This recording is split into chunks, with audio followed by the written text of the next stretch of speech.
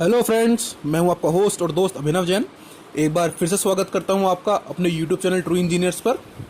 दोस्तों, आज जो वीडियो मैं आपके लिए लेके आया हूं वो डिज़ाइन एक्सपेक्ट में बहुत इंपॉर्टेंट वीडियो है, क्योंकि आज हम डिस्कस करेंगे design of heat exchanger. Design of heat exchanger की वीडियो को हमने दो पार्ट में डिवाइड किया है। तो फर्स्ट पार्ट में हम डिस्कस करेंगे उसके डिज़ाइन कंसिडरेशंस को, और सेकेंड पार्ट में हम डिस्कस करेंगे डिज़ाइन प्रोसीजर को। तो फर्स्ट पार्ट में हम डिस्कस करेंगे design of heat exchanger, design considerations. तो सबसे पहले जो लोग मेरे चैनल पर नए हैं वो चैनल को सब्सक्राइब करें और बेल आइकन जरूर दबाएं, जिससे आने वाले सभी वीडियोस की नोटिफिकेशन आपको मिलते रहे। तो चलिए शुरू करते हैं आज की video, design of heat exchanger. तो सबसे पहले हीट एक्सचेंजर क्या होता है? हीट एक्सचेंजर एक डिवाइस होता है जिससे दो फ्लूइड्स के बीच में हम हीट को ट्रांसफ़र करते हैं या एक्सचेंज करते हैं। हीट हॉट फ्लूइड से कोल्ड फ्लूइड में ट्रांसफ़र की जाती है। ये जो हीट एक्सचेंज होता है ये या तो डायरेक्ट या इनडायरेक्ट, दोनों ही मेथड से हीट एक्सचेंजर हो सकता है। जो हीट एक्सचेंजर के टाइप्स है हमारे पास, उनको हम डिफरेंट मेथड्स के बेसिस पे क्लासिफाई करते हैं, जैसे फंक्शन के आधार पर reboiler, condenser, cooler, steam generators etcetera. इन सब के फंक्शंस हम एक पिछली वीडियो में डिस्कस कर चुके हैं, उसका लिंक मैं डिस्क्रिप्शन में दे दूंगा। सारे फंक्शन के आधार पर रीबॉयलर क्या होता है, कंडेंसर क्या होता है, इवापोरेटर क्या होता है, कूलर क्या होता है, इन सबको हम डिस्कस कर चुके हैं वीडियो में, उसका लिंक मैं दे दूंगा डिस्क्रिप्शन में।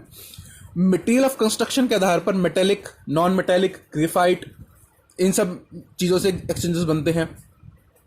मैकेनिकल कंस्ट्रक्शन के आधार पर double pipe, shell and tube heat exchangers, plate heat exchangers, fin tube, spiral heat exchangers, तरह तरह के हीट एक्सचेंजर्स हमारे पास होते हैं। और फ्लो पैटर्न या फ्लो पाथ के आधार पर को करंट, काउंटर करंट या क्रॉस फ्लो, ये इस आधार पर हीट एक्सचेंजर क्लासिफिकेशन किया जाता है। इंडस्ट्री में सबसे ज़्यादा जो इंपॉर्टेंट हीट एक्सचेंजर है वो है हमारा shell and tube heat exchanger. तो हम उसी के बारे में बात करेंगे और उसी के डिज़ाइन कंसिडरेशंस को हम डिस्कस करेंगे। तो चलिए डिस्कस करते हैं shell and tube heat exchanger. Shell and tube heat exchanger most versatile type के हीट एक्सचेंजर से, वर्सेटाइल मतलब जिनको अलग अलग जगह हम यूज कर सकते हैं। प्रोसेस इंडस्ट्रीज में, कन्वेंशनल न्यूक्लियर पावर स्टेशंस में, स्टीम जनरेटर्स में, सब जगह इनका यूज किया जाता है। Ocean thermal energy conversion, ओटीईसी, thermal energy conversion, जो थर्मल एनर्जी है, जो ऑल्टरनेटिव फ्यूल्स है, हमारे वैकल्पिक ऊर्जा के स्रोत हैं, यहां पर भी इनका यूज किया जाता है।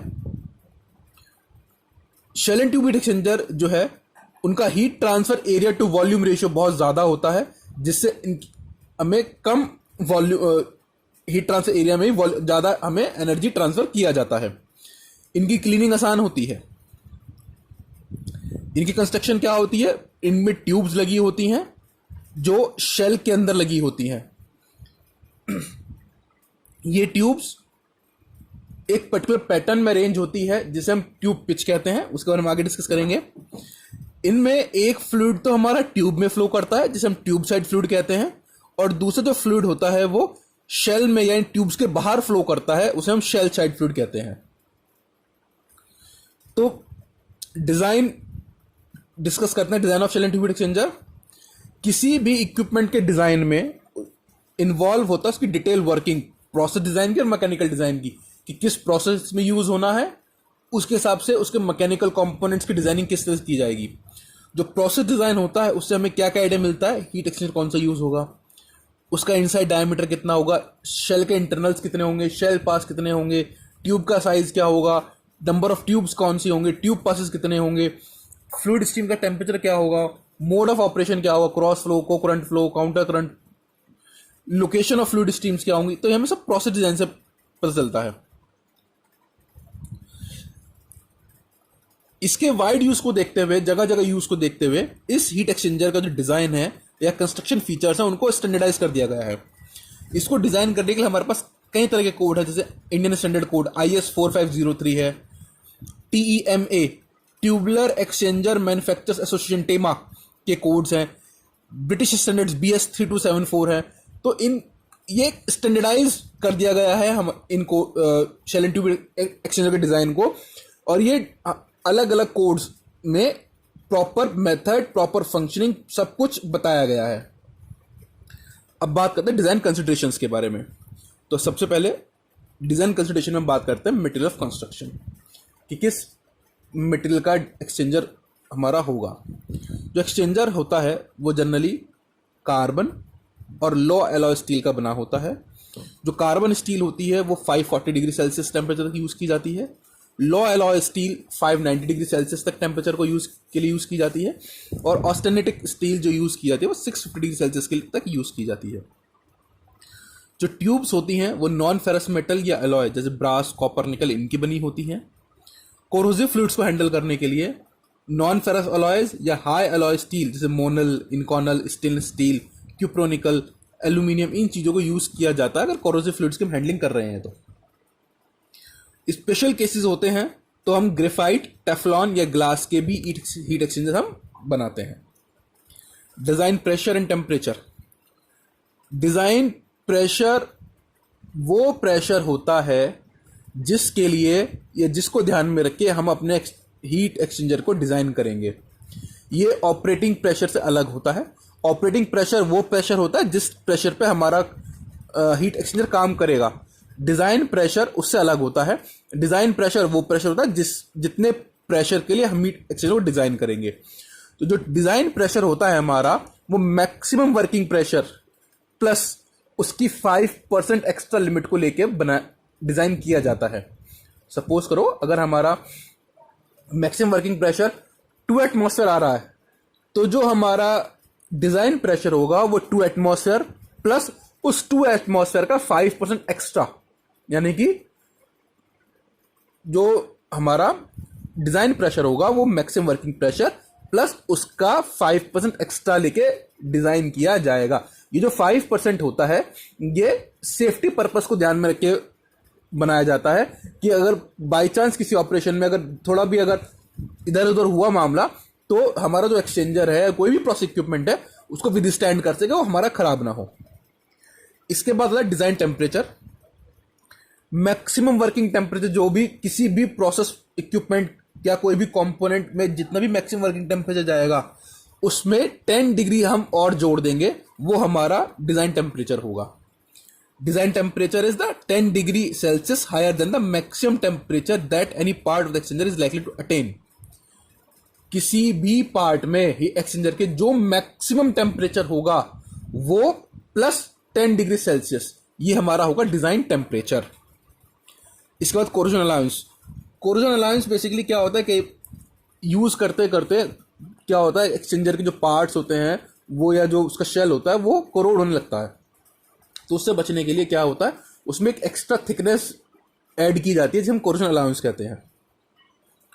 कार्बन और कास्ट आयरन के प्रेशर पार्ट के लिए जो corrosion allowance CAs corrosion allowance वो 1.5 mm होती है ट्यूब्स को छोड़ के। सीवियर कंडीशंस है, अगर बहुत ज़्यादा कोरोसिव फ्लूइड है तो वहाँ पर कोरोजन अलाउंस 3 mm होती है। नॉन फेरस मेटल के लिए और स्टेनलेस स्टील पार्ट्स के लिए कोई कोरोजन अलाउंस की ज़रूरत नहीं होती क्योंकि ये कोरोजन रेजिस्टेंट एलॉयज और मेटल्स होते हैं। नॉन प्रेशर पार्ट्स जैसे बैफल हुआ, सपोर्ट हुआ, टायर रॉड्स हुई, इनके लिए भी किसी कोरोजन अलाउंस की ज़रूरत नहीं होती है।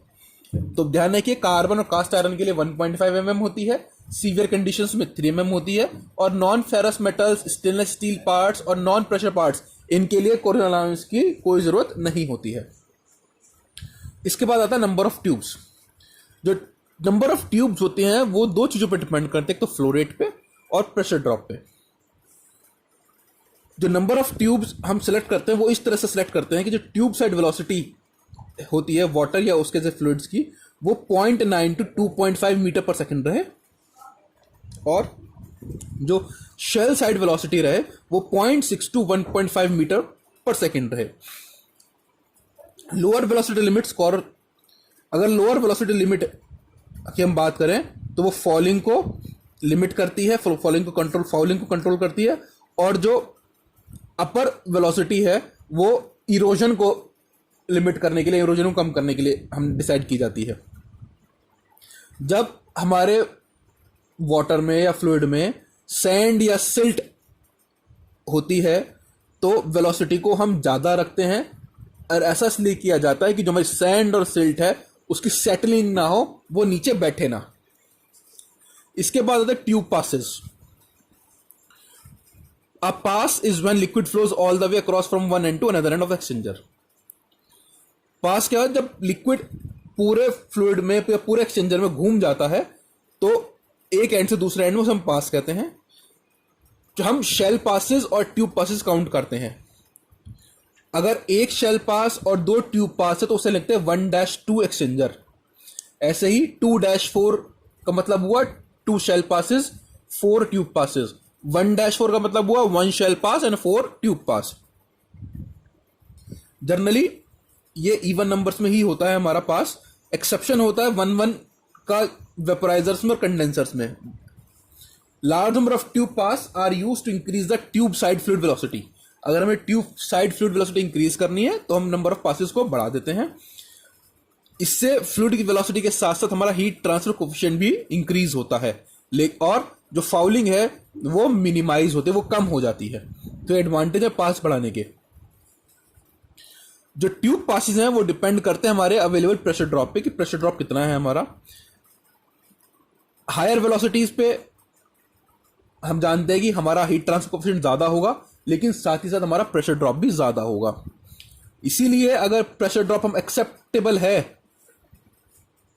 तो हम क्या कर सकते हैं, हम ट्यूब्स के नंबर कम करके ट्यूब्स को बड़ी कर सकते हैं। ट्यूब्स के नंबर कम करके ट्यूब्स को बड़ी कर सकते हैं, जिससे क्या होगा, हमारा फ्लो एरिया कम होकर हमारी फ्लो लेंथ बढ़ जाएगी। लॉन्ग ट्यूब्स को हम शॉर्ट शेल हीट एक्सचेंजर में इनकॉर्पोरेट कर सकते हैं, लगा सकते हैं मल्टीपल ट्यूब पास से। जो ट्यूब पासेस होते हैं शेल के अंदर वो 1 से लेकर 10 तक वेरी करते हैं। जनरली जो स्टैंडर्ड डिजाइन होते हैं उसमें 1, 2 या 4 ट्यूब पासेस होते हैं। ऑड नंबर अनकॉमन है, मैंने आपको बताया कि जनरली इवन रहते हैं, अनकॉमन है क्योंकि इससे मैकेनिकल और थर्मल प्रॉब्लम या फैब्रिकेशन में प्रॉब्लम आ सकती है, स्टेबिलिटी प्रॉब्लम आ सकती है ऑड नंबर से। तो जनरली हम 2, 4 इस तरह से ही जनरली इवन जो नंबर ऑफ है उसको यूज करते हैं। इसके बाद है ट्यूब थिकनेस। जो हीट एक्सचेंजर की वॉल थिकनेस होती है ट्यूब्स की, उसको स्टैंडर्डाइज किया जाता है in terms of BWG number, Birmingham wire gauge number से। ये जो BWG नंबर होता है इसका यूज ही ट्यूब्स की थिकनेस निकालने में किया जाता है और स्टैंडर्डाइज है। ये फिक्स वैल्यू होती है, इसमें हम काट छाट नहीं करते। जो स्मॉल ट्यूब डायमीटर्स होते हैं 8 से 15 mm के, उनको हम जनरली प्रिफर करते हैं एरिया टू वॉल्यूम डेंसिटी के लिए।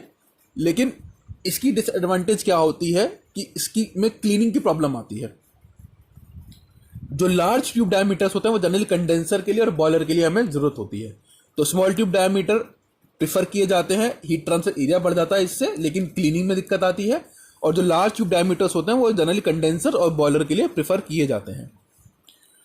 जो ट्यूब आउटसाइड डायमीटर जो होता है, जो मोस्ट कॉमन ट्यूब साइज है वो जनरली 15.8 mm, 19.05 mm और 25.4 mm साइज के हैं outside diameters. Heat transfer point of view से जो स्मॉल डायमीटर ट्यूब्स हैं उनका हीट ट्रांसफर कोएफिशिएंट ज्यादा होगा, ये हमने पीछे भी डिस्कस किया। और इससे क्या होगा, एक्सचेंजर जो है मोर सॉलिड और कॉम्पैक्ट होगा। लेकिन लार्जर ट्यूब डायमीटर ट्यूब्स को क्लीनिंग आसानी से की जा सकती है।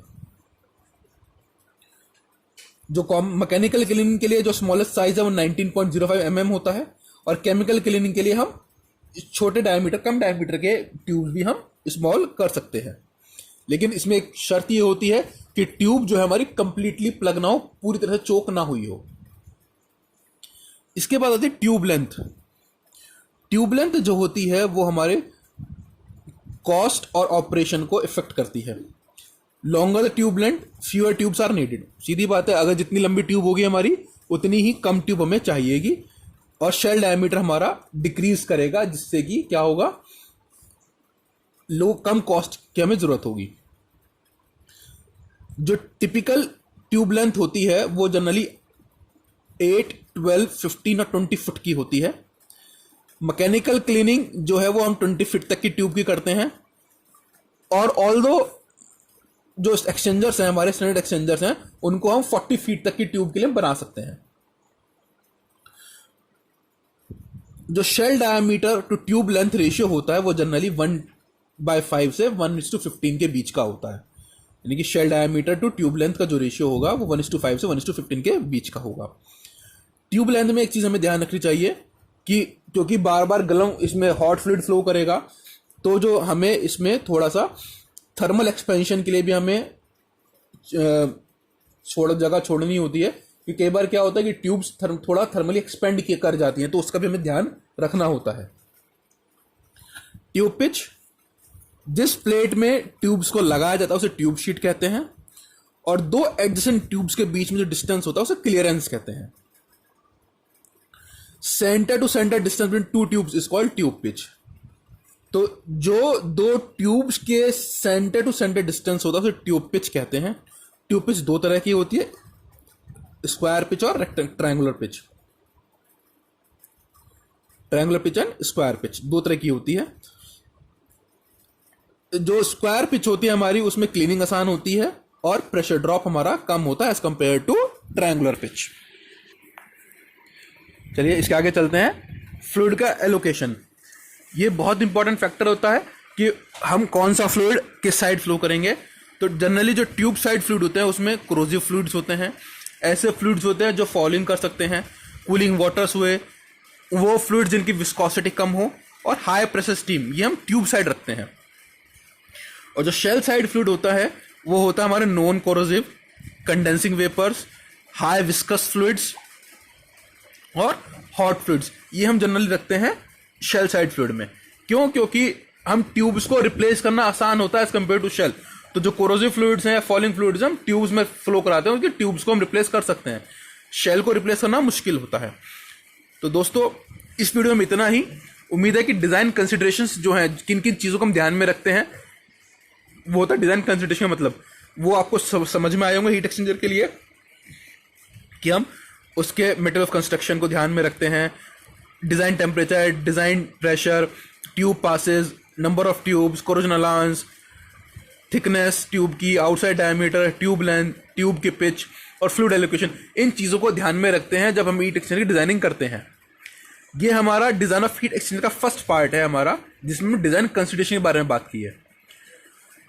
उम्मीद है आपके डाउट्स क्लियर होंगे, आपको इस पार्ट समझ में आया होगा। वीडियो पसंद आए तो लाइक करें, कमेंट करें, शेयर करें और मेरे चैनल को जरूर सब्सक्राइब करें। साथ ही बेल आइकन भी दबाएं जिससे आने वाले सभी वीडियोस के नोटिफिकेशन आपको मिलते रहें। Thank you. इस वीडियो में इतना ही। अगली वीडियो में हम डिस्कस करेंगे डिजाइन प्रोसीजर कि कौन क्या क्या कितने स्टेप में हमारा जो कंस मेथड है जो डिजाइन ऑफ हीट एक्सचेंजर के लिए है, उसमें क्या क्या है हमारा, उसको डिस्कस करेंगे। Thank you.